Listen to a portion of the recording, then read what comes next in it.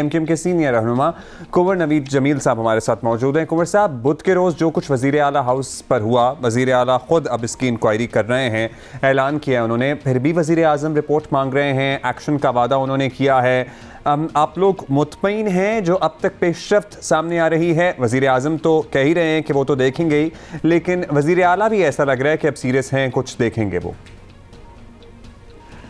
वज़ीर आज़म साहब से हमारा मुतालबा है कि वो इस पर एक्शन लें। उन्होंने स्टेटमेंट जारी किया है, बहुत अच्छी बात है, लेकिन अब हम वज़ीर आज़म साहब की तरफ से एक्शन का इंतज़ार कर रहे हैं। और जहाँ तक वज़ीर आला साहब की बात है, तो वज़ीर आला साहब के तो रायगा जो है चीफ मिनिस्टर हाउस, उसके बाहर सब कुछ हुआ, तो ये तो मुमकिन नहीं है कि वज़ीर आला की हिदायत के बग़ैर सब कुछ होगा।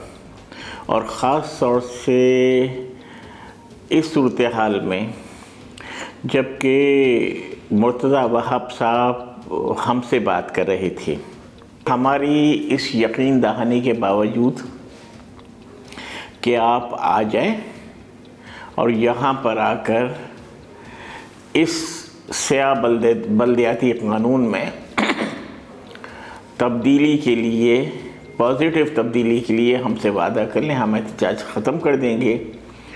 उसके बाद भी ये एक्शन लिया गया। अच्छा, ये भी बताइएगा कि एमक्यूएम की जानिब से वज़ीर आज़म से मुतालबा किया गया था कि वो कराची आकर हालात देखें, तो वज़ीर आज़म से आप लोग एग्जैक्टली क्या चाहते हैं ये आप हमें बता दें, क्योंकि वो क्या करेंगे अगर वो इधर आ भी गए? सिंध हुकूमत का तो ऑब्वियसली कुछ नहीं किया जा सकता। हम वज़ीर आज़म साहब से ये हमारा मुतालबा भी है, हम ये चाहते हैं कि यहाँ पर सिंध में मौजूद जो सिंध के आईजी हैं और ये जो एसएसपी साउथ हैं, डीआईजी साउथ हैं, इनको फौरी तौर पर सिंध से वज़ीर आज़म साहब बुलाएं और इनके ख़िलाफ़ एक्शन लें। तो ये तो कम से कम वो है। इसके अलावा डिप्टी कमिश्नर साउथ जो हैं, उनके ख़िलाफ़ वज़ीर आज़म साहब को एक्शन लेना चाहिए और ये उनके दायरे अख्तियार में आता है। तो ये कम से कम है जो वज़ीर आज़म कर सकते हैं।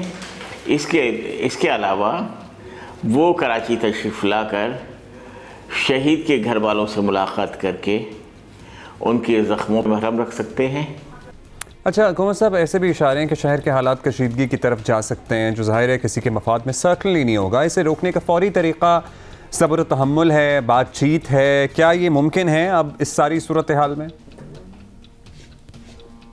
देखिए, ये वफाकी हुकूमत की और वफाकी इदारों की ज़िम्मेदारी है कि कराची के हालात को ख़राब होने से बचाए, इसलिए कि कराची पाकिस्तान का इकोनॉमिकल इंजन है। कराची चलता है तो पूरा पाकिस्तान चलता है, लेकिन इसका हल ये नहीं है कि जो लोग मज़लूम हैं, और फिर जब से ये पाकिस्तान बना है 70 सालों से, पाकिस्तान का सारा माली वज़न अपनी जेब पर बर्दाश्त कर रहे हैं, उनकी आवाज़ बंद कर दी जाए और उनके जो जायज़ मुतालबात हैं उसको तक तस्लीम ना किया जाए। अच्छा, फाइनली कमर साहब ये भी बता दीजिएगा कि इस पूरी सूरत हाल में एक तासुर ये भी बन गया है कि मुत्तहिदा के कारकुनों पर तशद्दुद तो हुआ, लेकिन बाज़ाब्ता तौर पर आमने सामने पीपल्स पार्टी और तहरीक इंसाफ हैं। यही लोग कराची का अगला सियासी जो है वो मार्का भी लड़ने के बड़े पहलवान हैं। आपका किरदार एक हद तक तहरीक इंसाफ की ज़िली तंजीम जो है वो वैसा ही लग रहा है, उससे बढ़ के कुछ ऐसी चीज़ नज़र नहीं आई। तो इस तासुर को ख़त्म कैसे करेंगे आप? देखिए, हम तो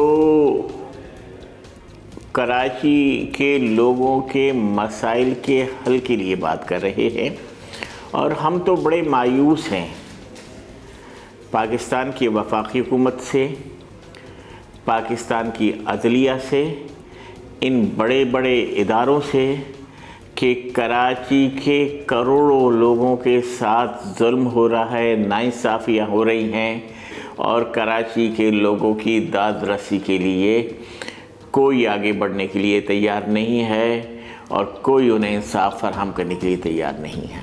आपने कैटेगोरिकली कह दिया है, बहुत शुक्रिया आपका कुंवर नवीद जमील साहब। क्या आप मायूस हैं वफाकी हुकूमत से कि कराची के लोगों के मसाइल के हल करने में उनका किरदार आपको तसल्ली नहीं दे पा रहा, आप मुतमईन नहीं हैं? सो आई होप कि आप उनके इत्तेहादी हैं। अब ज़ैली तंजीम तो शायद मैं ना कहूँ, लेकिन सर्टनली आप उनके साथ साथ ही हैं, तो आप उनसे बात करें, कोई अपने मामलात एक्सपेक्टेशन सेटल तो रखी जा सकती है, लेकिन आई गेस वो पूरी नहीं हुई। मायूसी के बाद अब सर्टनली आप चूँकि आप लोग अपने आप को शहर की नुमाइंदा जमात समझते हैं और इस सिलसिले में आप ही ने काम करना है और किससे करना है।